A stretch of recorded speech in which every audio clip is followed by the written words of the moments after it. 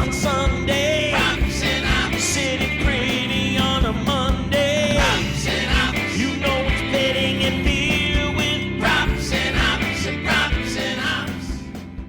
NFL Week 14 prop bets and Hitman. This week's board has more than half of the matchups pitting division rivals against one another. Generally, that level of familiarity between division foes leads to shorter point spreads and lower totals. From a prop betting standpoint, how much of an impact do we see when we get such a heavy divisional slate as this? I tend to like it just because I do have some data points on how these teams match up against each other, how they played against each other the first game of the season, maybe how they've played against each other in the past. And usually what will happen is a lot of bettors don't want the data points. They want the uncertainty, because when there's uncertainty, that means that the sports books are uncertain as well. And that as a pro bettor, typically you can price uncertainty better than the sports books can. So the rematches, some people might say, oh, well, the books are more aware. But, I tend to think that the books are not as aware of like priors and everything on like, oh, this specific receiver against this specific division foe. When they play, the division foe plays a certain type of coverage and this receiver tends to do well. I feel like that, at least in the opening lines, that's not accounted for as much. Now, maybe if other handicappers are using that in their models and their projections, then the line can get bet into place. But at least in the openers, I think that it's a benefit, in my opinion, to have these rematches.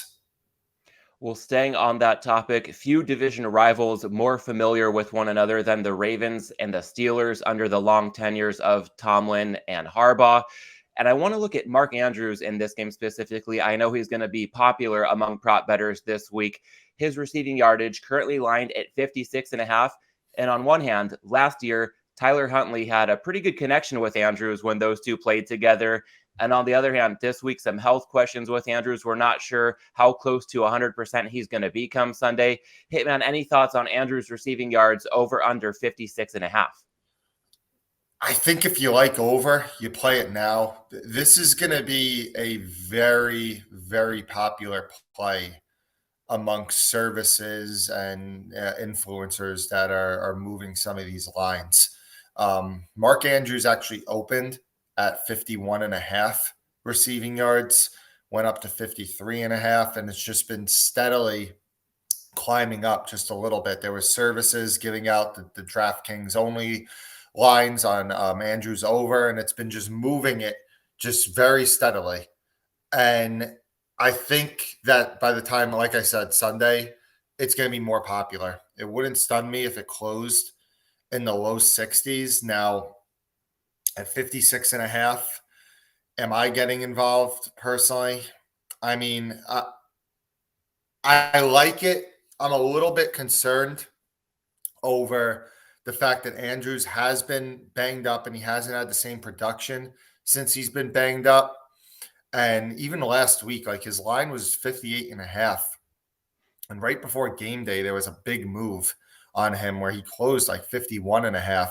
And usually I'll know where those line moves originate from, if it was a service that moved it or something, but I didn't know on this one. So it just made me a little nervous that maybe somebody has injury info on him but I don't know. It's just basically, I might be cautious on the Andrews overs. Everybody is all over the Tyler Huntley Andrews thing, but I will say that if you are going to bet on an Andrews over, you got to do it sooner rather than later, because it would not surprise me at all by the time kickoff comes that you're going to see this in the low 60s. So in the mid 50s, 56.5, 57.5. If you like the over, my best recommendation would be play it now. And if you like the under, I would wait until probably 15 minutes before kickoff. Moving on to another divisional matchup. Again, that'll be a pretty common theme given this week's card. The Eagles traveling to MetLife Stadium to take on Jacobs Giants. On edge rush, Hitman, you mentioned the Giants playing a lot of man defense.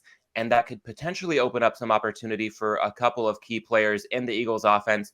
Jalen Hurts, rushing yards currently lined at 47.5, and also looking down the menu a bit, his longest rush lined at 14.5, slightly juiced to the over at -120. And then AJ Brown, receiving yards lined at 71.5, longest reception lined at 25.5. Any inclination, given the schematic and talent matchups on the field between the Eagles and Giants, to look toward Hurts or Brown's overs at those numbers? I think Brown is the guy that I'm going to be looking at. The one thing that scares me is the game flow concerns. 7-point favorite. Giants are not a good offense that can put pressure on this Eagles passing game. But with that said, Jalen Hurts last week, I know some of it was matchup driven, but in a game where they controlled that game, at least in the fourth quarter, it was complete control. Jalen Hurts attempted a lot of passes last week. He threw season high 39 passes. Adoree Jackson is still likely out for the Giants. And the Giants, they have not changed their stripes with the corner injuries. They have still continued to play that man coverage, heavy blitzing. And over the last 2 weeks, without Adoree Jackson, they allowed 105 and 106 receiving yards to Terry McLaurin and CeeDee Lamb, who are the wide receiver ones on their respective teams. So if the Giants are going to continue to play that coverage, and A.J. Brown against man coverage has been the guy for the Eagles against the blitz. A.J. Brown has just not been the guy for the Eagles, but he's been the guy for like the league, one of the top guys getting targets for the entire league. So I think that if you are going to identify a Philly guy to attack, it would be A.J. Brown over 71.5, but with just a little steer of caution about the passing volume because of the lead that they might have, but I still like it. And if we're going to be a little bit cautious with AJ Brown, I want to see how cautious you'll be with an approach that I believe you took last week, taking us to the next game. The Browns traveling to Cincinnati, and Deshaun Watson looked the part of a guy who hadn't taken an NFL snap in 700 days. His accuracy all over the board last Sunday. We'll see how much he can recover in that area in week 2 for him this season. Hitman, any general big picture looks at Cleveland passing or receiving unders, or perhaps some rushing overs as Deshaun Watson works his way back into form? Yeah, so it was my biggest position of last week was anti-Browns passing and pro-Cleveland running. I didn't get there with Nick Chubb. I did get there I was on some Watson unders, all across the board, completions, attempts. Longest completion under. I was on some Donovan Peoples-Jones unders, some Amari Cooper unders. Little bit of an adjustment this week. Watson, it closed around 240 his pass yards. We're now seeing 225. Yes, it's a lot tougher of a matchup against the Bengals, but then on the other hand, 6-point underdogs, you're going to be throwing more from behind in contrast to being a 7-point favorite against Houston. So I think there's been an adjustment. I still think the only way that I could play it is Watson unders, and maybe I'll try to – there's only yards out right now. Maybe I'll try to get involved in another way. Maybe it's a Browns receiver. Maybe it's a Deshaun Watson. But I think that the unders are probably still in play until we see something different from Deshaun Watson. I mean, in the preseason, he struggled. And I know it was only a few snaps and everything, but I remember watching it, and he was really inaccurate. And you heard some of the reports going into the game, like the NFL Network's Browns reporter was saying a lot of highs, some lows or whatever. It wasn't as encouraging of a report as I wanted to hear pregame about Watson. They were saying, yeah, they're going to get him some easy completions, not ask him to do much, run the ball and everything. I think that's probably going to be the game plan again, because just it's not going to knock off the rust from missing 750 days or whatever it was, and not getting the type of chemistry with these receivers that he needed. I memean, only Baker Mayfield. That's the only guy that doesn't need any practice time with his guys. But yeah, I'm looking towards some Browns anti-passing game. I don't know if I get involved with Watson pass yards, but I'll maybe try to find a spot to get involved. I'm just not sure what that spot is yet. Similar angle for wholly different reasons in the next game I want to touch on. Houston at Dallas. The Cowboys a 17.5-point favorite in this one. And that to me screams out ultimate free roll on game script. Should the Cowboys amass a lead, they'll probably be looking to take the air out of the ball over much of the second half. So Hitman, does that open the opportunity? Looking at the Cowboys, similar to the Browns, again, for very different reasons, perhaps some Dallas passing or receiving unders or rushing game overs. Yeah, I mean, a lot of times, I mean, the books are aware of this and they will adjust numbers based off of this. It's just sometimes you just have to find, like, all right, did they over adjust sometimes, or maybe they under adjusted? So you kind of have to see the numbers to kind of get a feel for what you think the over adjustment or under adjustment was. Obviously, like, yeah, the basic strategy is going to be like, hey, Dak might not throw as much. And I know the Texans for the year, like, quarterbacks have not done much against them from like passing yards metric, from all those counting stat metrics. Efficiency, they've been great. But those counting stat metrics, they haven't been as good just because they don't get any volume because teams just run the ball against them and they're up. So, I mean, Dak Prescott has been, I don't want to say game manager because he's obviously a lot better than a game manager. And when he is asked to throw the ball a ton, he will do fine. But his numbers haven't been amazing the past few weeks just because they played Minnesota. Game script went against them, played the Giants. Game script went against them, played the Colts. They won the fourth quarter by 7 million points. So I'd probably lean towards Dallas pass game unders and rush game overs, like you said. But just remember, you just have to see the numbers to get an idea if it was accounted for enough. One number I'm also waiting to see, but a more specific bet on the other side of the ball, with the Cowboys pass rush likely picking up ahead of steam if they do have a big lead and the Texans are forced into passing situations, playing from a deficit, especially in the second half. Pretty interested in a yes on Davis Mills to throw an interception. Again, I'm not seeing much availability on this one yet, but if I were to guess, I'd say it's probably going to be posted in the -125, -130 range. Hitman, does that number sound about right for this prop? And if that is in the ballpark, any thoughts on the handicap behind a yes on David Mills to throw a pick? I think it's going to be higher, to be honest. I know I think he was the favorite to lead the league in interceptions before he got benched. And now he's back in there. So this is a guy that will turn the ball over. But I think it's going to be higher. I mean, if it does come in at a price range like that, I like the handicap that he's going to be under so much pressure. They're going to be throwing from behind. He could easily see a ton of passing attempts in this game. So, and obviously, I don't think they're going to go back to Kyle Allen after what's happened. You have Brandon Cooks and Nico Collins out for this game. I mean, the deck it's stacked against them. I mean, I could theoretically see it, but I think that the price probably comes in a little bit higher than what you just said. Anticipating a higher price, off the top of your head, is there a number up to which you would consider playing this, or do you think that it's going to be priced correctly? Maybe one of those cases where good handicap, but unless it's about 130 or better, it's just probably going to end up being a pass. Honestly, I don't pay as much attention to that market as I should.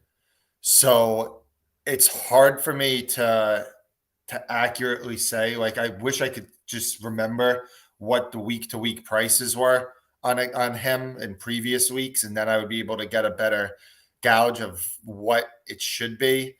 I will say, just off the top, this is just off the top of my head, I thought 125, 130 sounded a little cheap. Maybe I thought like -160-ish range. I thought that it would have came in at, but I'm not as familiar with the market as I should be. So I would just maybe see how it compares to other quarterbacks when the lines come out, like other quarterbacks that have been prone to interceptions, like Kenny Pickett has been prone to interceptions. Matt Ryan, I know he's not playing this week, but he's been prone to a ton of interceptions. See where Mills comes in comparable to those guys. And if he's comparable to those guys, which are the other like highest turnover prone quarterbacks in the league, then it might have value if you feel that you have a strong handicap. But if you see him like 20, 30 cents higher than guys like that, then you probably know that it's accounted for. Sounds good. Plenty to look forward to on both sides of the ball as numbers become more widely available for Texans Cowboys. And Hitman, also want to talk to you about a couple of the Cowboys' potential opponents come playoff time in the NFC. Tampa Bay traveling to San Francisco. We've got Mr. Irrelevant, a pretty clear favorite over the GOAT. Go figure this week. But last week in our intro to this show, you mentioned that later in the season, prop lines can get a lot tighter. So you tend to look for a bit of chaos to present some opportunity at this stage of the season. And plenty of chaos when it comes to the Niners, a big contender in the NFC, having to make a quarterback change with Jimmy G going down. And now they're down to Brock Purdy. And with that quarterback change, some chaos presenting perhaps some opportunity in San Francisco or Hitman anywhere in this game with the Niners quarterback change. Are you seeing any prop betting opportunity across the board? Yeah. So, this game, I'm looking at the lines right now, and so many of these guys came in so much lower than what we're used to seeing. Like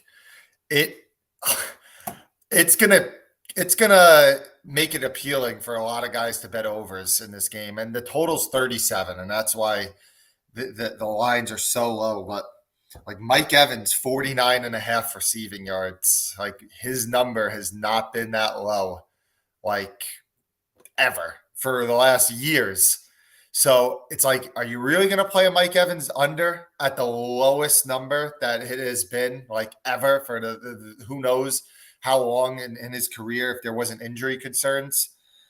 Guys like George Kittle, I mean, he closed 45.5 last week. I liked him over 42.5 a lot. Didn't get there. He's at 33.5 this week. Brandon Ayuk closed in the high 50s last week. He's 42.5 right now. Like, there's been a big adjustment.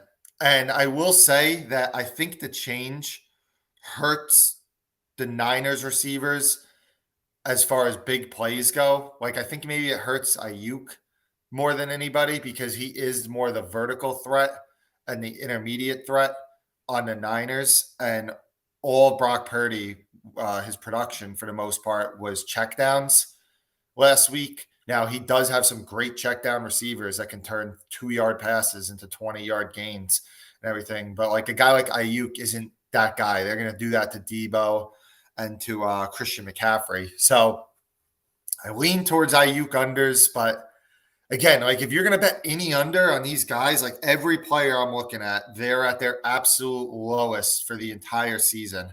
I'll tell you the line that I thought was absolutely freaking insane. And I'm pissed about it because it got put out by somebody before it really got widely available. I got a little bit down on it, but nothing near what I wanted. And I was going to bet this big.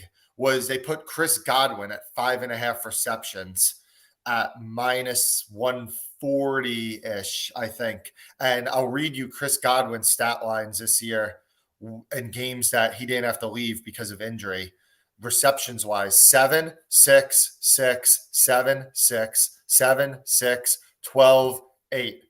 Is that perfect towards the over 5.5, Matt? Is my math correct? I think so. I don't have a PhD in math, but that sounds like a 100% hit rate. I mean, and the thing is about the Niners is like, all right, it's a tough matchup, but the Niners are by far the most vulnerable in their defense. The most vulnerable spot is the slot position where Godwin gets all of his snaps. So I thought that was a great play at 5.5 minus 140. I don't think you're going to see 5.5s again. If you do, it's in the minus 170 range. Probably, honestly, I'd probably lay it at that number. It's 6.5 plus 115 right now. That's not equivalent to the 5.5 140. 5.5 140 is a lot better than 6.5 plus 115. But I still think that maybe the 6.5 plus 115s have some value, and maybe the receiver yards on Chris Godwin. So it's a long story for me to say that in this game, the numbers are so deflated. Every player is at their lowest number of the entire season. I probably would just like to identify one guy maybe to play an over on. And I think that if I do, that it would be Chris Godwin, despite the fact that his number has been bet up a little bit already. And with so many of the passing numbers having been deflated, I'm wondering, are you seeing some inflation in any rushing numbers for either of these two teams? Or is it a straight up deflation in the passing game, again, with that low total, just thinking the scoring output and therefore the yardage will be down pretty much across the board? McCaffrey is around the same number that he was last week. He's at 52.5 now. That's what he was for most of the week until he got bet under a little by a group before kickoff a little bit. And the under was probably going to win again because, I mean, his rushing production hasn't been great for them, but he did have a long run at the end of that game that did ultimately put him over. But I'm not looking to do much with McCaffrey. Again, his efficiency hasn't been good. They haven't really been able to run the ball. They haven't asked him as much to run the ball. But also last week, we got our first sample size without Elijah Mitchell in the backfield for the Niners. And McCaffrey got a lot more usage than we were seeing for when Mitchell was in for the Niners. So probably ends up being a pass for me. But no, McCaffrey's number hasn't been suppressed. I would assume that maybe Rashad White and Leonard Fournette, when they come up, their numbers are suppressed just a little bit just because they're 3.5-point dogs and it's a really tough matchup. Sounds good. Well, a bit more to come on this game later. We'll tease ahead to what's to come. But for now, let's go ahead and move on to Sunday Night Football, the Dolphins at the Chargers. Hitman, I want to talk to you about Justin Herbert. His passing yardage currently lined at 288.5, and it's looking like center Corey Linsley trending toward playing. That could be big for giving Herbert some protection that was glaringly absent last Sunday against the Raiders. Mike Williams also looking possibly in line to return. That could be a big way for the Chargers offense to find some ability to stretch the field against the Miami defense that frankly is becoming quite a liability as the season progresses. The Dolphins, a good team overall. The offense has been great overall this season, but that defense seems to be trending in the wrong direction. I also think with the Chargers, as a pretty clear underdog in this one, get a bit of a free roll on game script. And with the Chargers defense perhaps missing some key pieces, this game really could turn into a shootout. So I know it's been tough with a lot of short A-dot passes this season. Joe Lombardi, quite the governor on this Chargers passing offense. But as I look at this one, I'm seeing a lot of reason for Herbert to potentially have a big game from a passing standpoint. Hitman, any thoughts on Herbert passing yards over 288.5? Yeah, I mean, there was money on him under last week. And it drove the line a little bit down. He did go over and garbage time, or not garbage time, but comeback mode. He went over for the Chargers last week. But I'll tell you, I really don't got much of an opinion. I know people are going to jump on the Mike Williams thing, but I don't know. Mike Williams is coming back from an injury that's really tough to come back from for wide receivers. And you even got to see when he came back against the Chiefs, he made it one catch and then he had to tap out of the game. But I think you also monitor the O-line injuries for the Chargers. Who's in? Is Linsley in? Is Zion Johnson in? Is Pipkins the right tackle? Is he going to be in?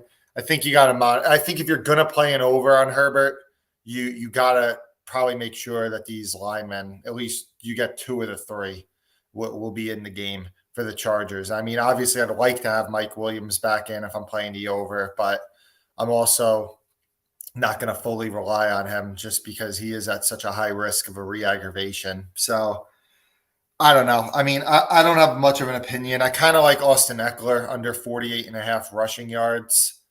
The Dolphins' run D has been playing a lot better. Again, the O-line issues with the Chargers, and Eckler just hasn't been the same guy from a rushing perspective this season, and they could find themselves in a trailing game script as well. So that was kind of the approach I've taken so far. But with the Herbert stuff, I'm kind of indifferent right now.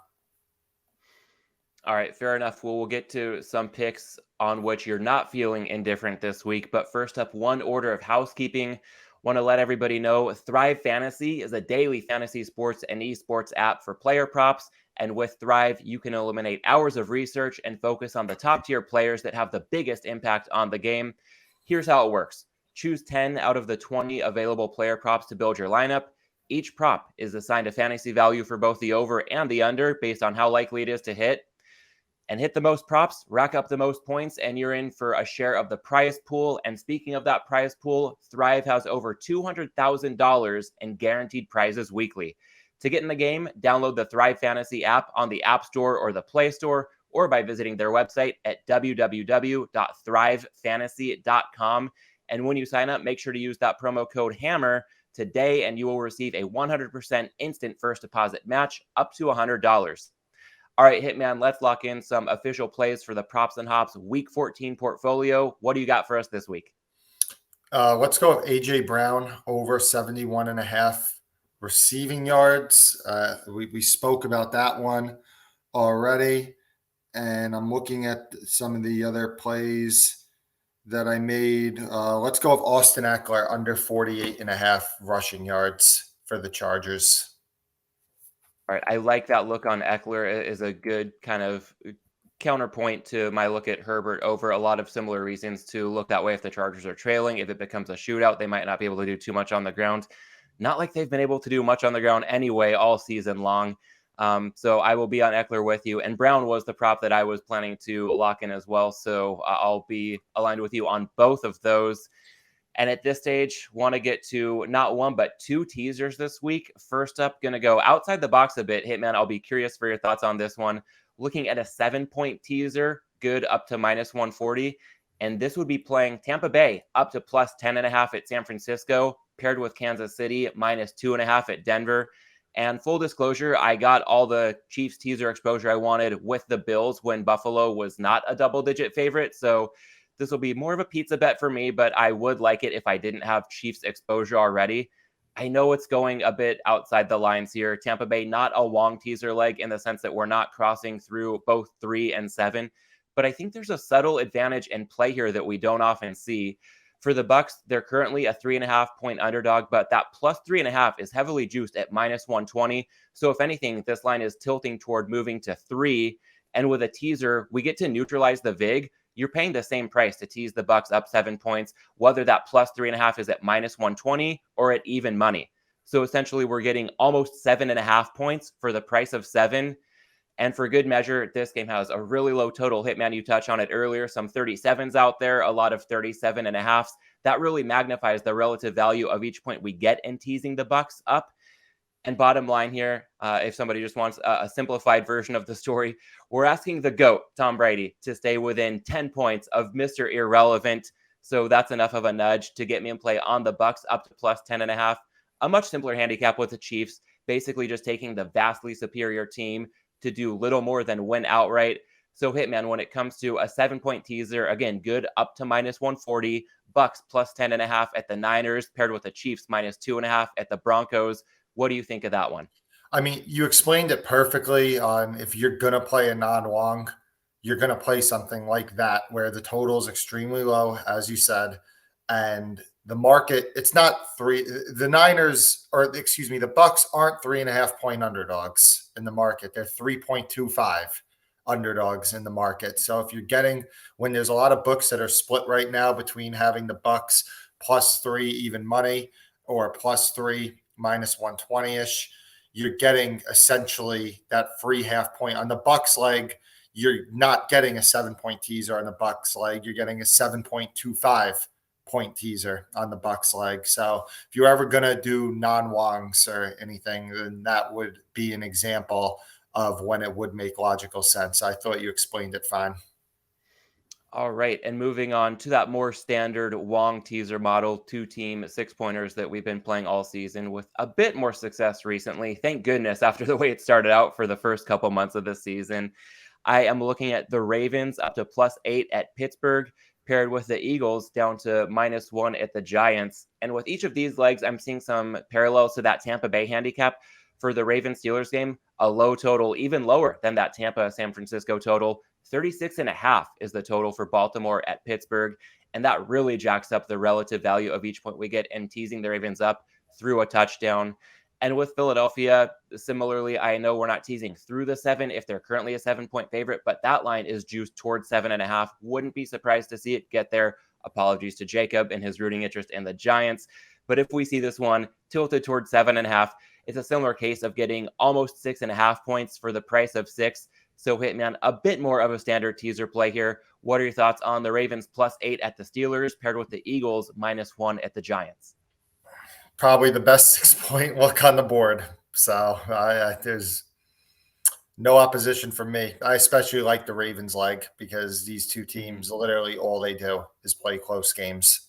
So it's just been the history for years and years with these teams. And this is another great year where it seems like neither team has the offensive firepower to really get margin. So completely endorse it.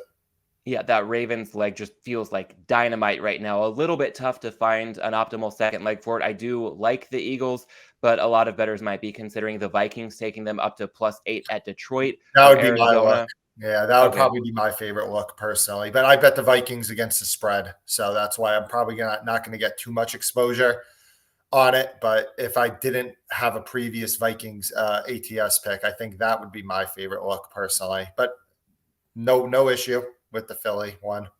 One potential fly in the ointment with Minnesota. That game does have a very high total. We're looking at 52 pretty much across the board.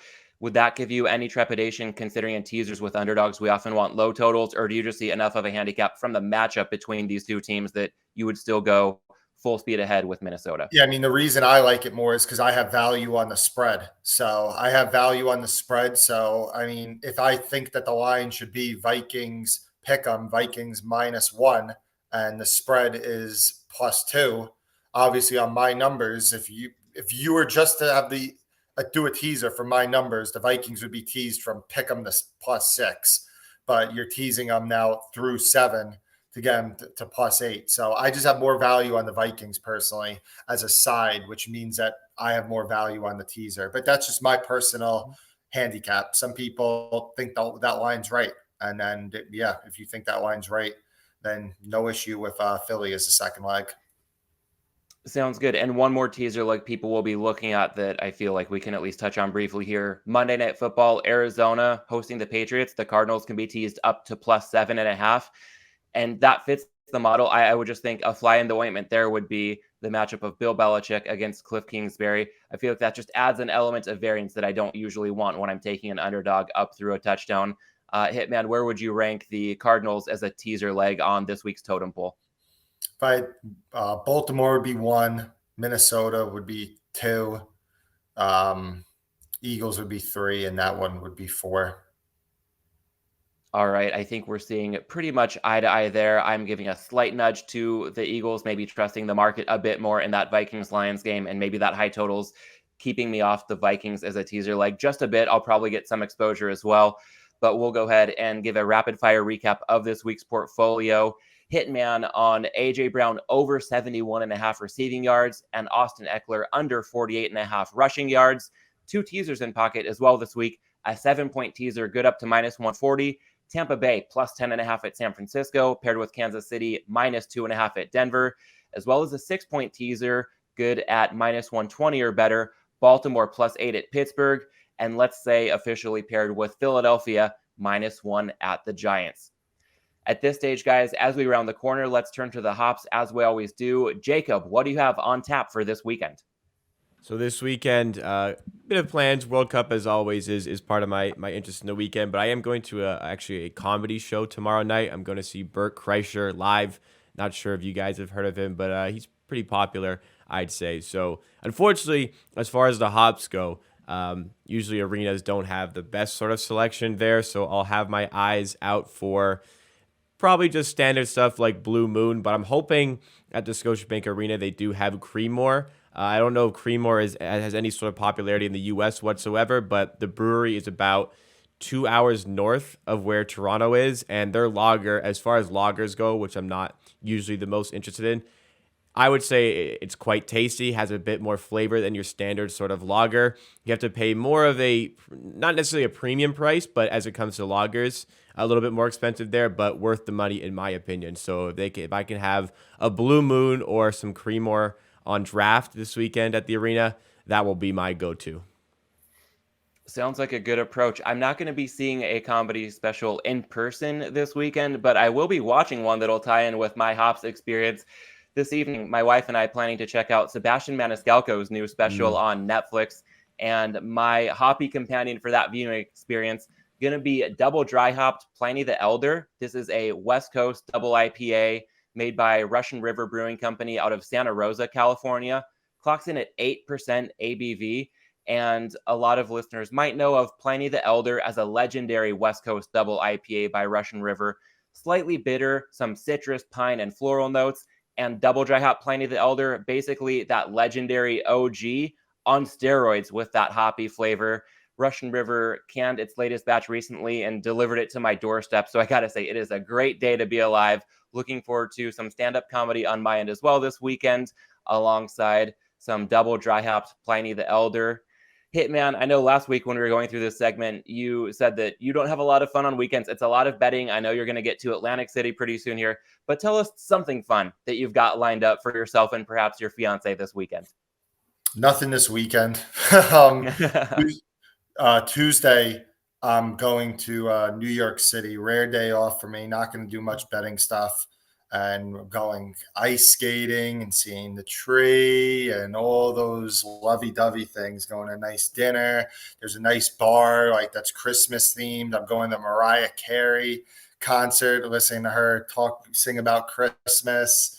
So got a fun day planned where I'll be away from the odd screens.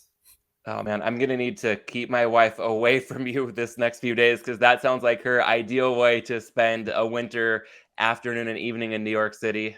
She's from the East Coast, so if we're ever back there around the holidays, something similar is on our itinerary as well. And with the Tuesday timing, is that because weekends, especially during football season, there's just so much going on? Is Tuesday for you essentially like a Saturday for a lot of the rest of us? Yeah, she's got to go by my schedule during football season. You know, I'm bringing home, I'm making pretty decent money, and she knows that 6 months a year, it's a different relationship. And then when football season does calm down from February to July, then I do a lot. I make up for a lot of lost time. But yeah, during football season, it's a grind trying to pay off some bills.